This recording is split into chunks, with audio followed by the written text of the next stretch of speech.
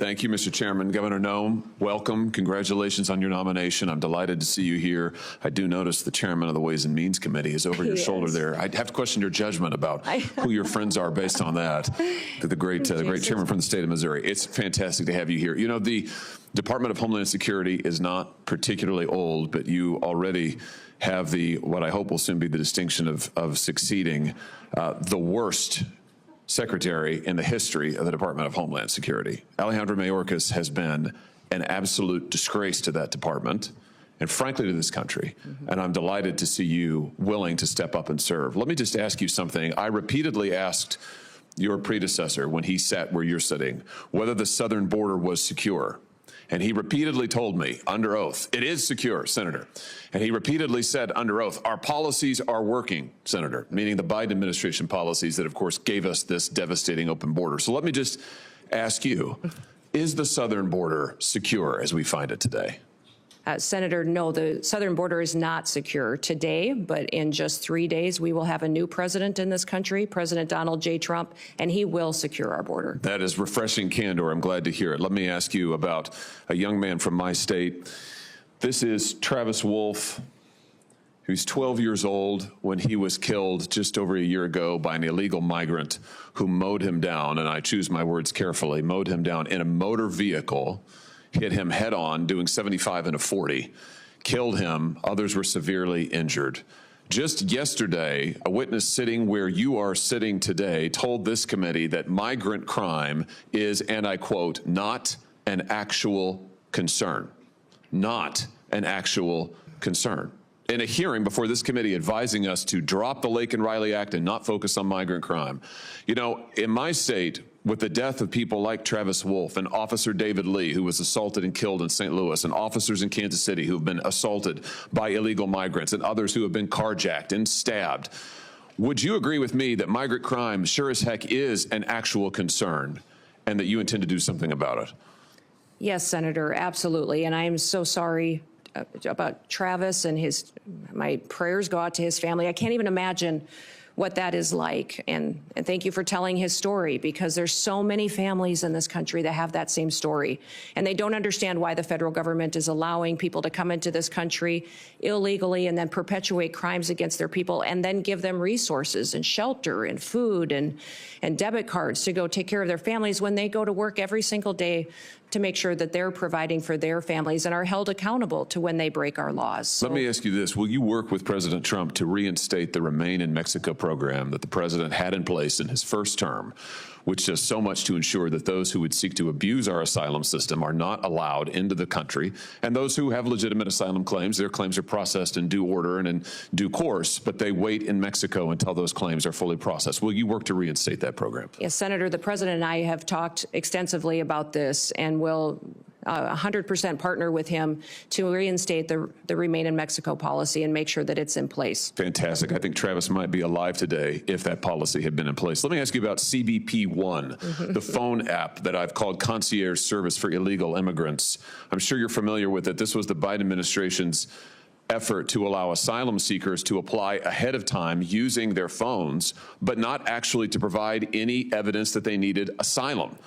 There was a newspaper report, a press report that said the only problem with the app is it never asks users, are you seeking asylum? They don't ask for any asylum evidence. They simply release these so-called asylum seekers who use the app into the country on parole. Sometimes they're never given a hearing. The Inspector General actually did a report, a full investigation report on CBP One, and found that frequently users of this app were claiming the same addresses in the United States as their intended destination, even though they didn't know each other, they weren't family connections. In other words, it has been completely abused.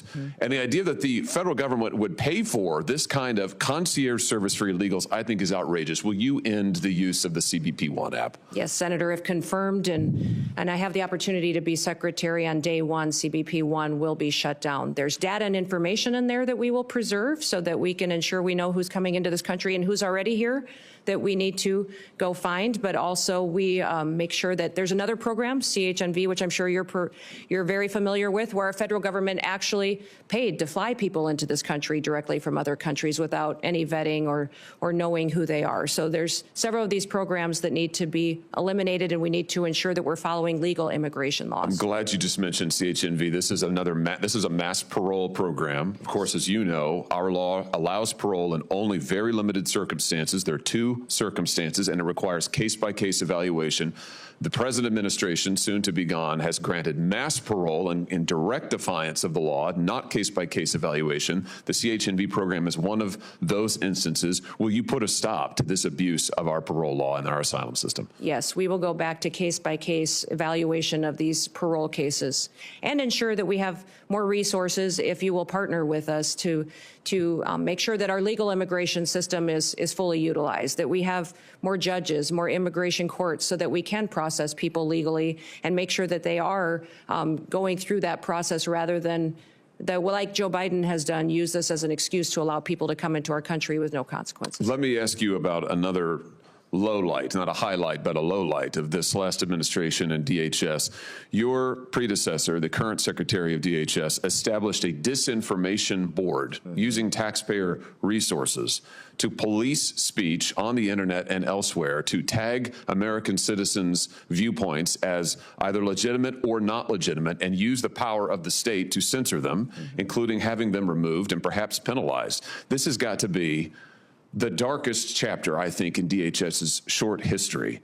He eventually withdrew the board under intense criticism, but has never fully repudiated it and never promised not to do it again. Will you pledge to us here today that under your leadership, there will never be a disinformation board or anything like it at DHS, and you will be a champion for the free speech and First Amendment rights of all Americans? Yes, Senator, there will not be a board such as that under my leadership at the Department of Homeland Security. Fantastic. Absolutely. Let me ask you in my remaining seconds just one more thing about the Secret Service. You've mentioned this, and I'm so glad that you did. This committee, and it has been bipartisan, this committee has done bipartisan work on the attempted assassinations, or the assassination attempts, I should perhaps say, of the former president, soon to be the future president, soon to be the president, President Trump.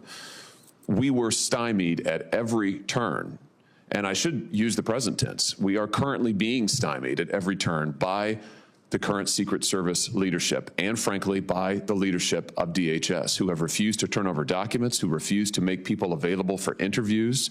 We finally had to pass my own law in this committee, which we unanimously adopted, a statute, mind you, which would require DHS and Secret Service to turn over relevant information to us about the assassination attempts. It's unbelievable.